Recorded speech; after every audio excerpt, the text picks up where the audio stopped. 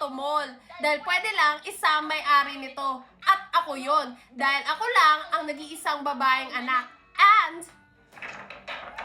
there's no other woman. Ay, ganun?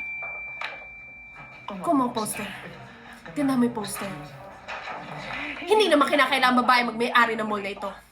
Dahil ang kakayahang mag-may-ari ng mall ay wala sa kasarian, kundi nasa puso. Kaya pwede kahit girl, boy, bakla, tomboy. Ano ka?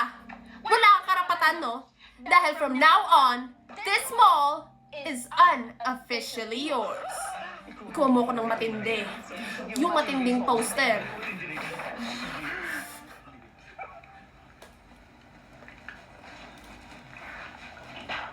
Ano yung sabi mo?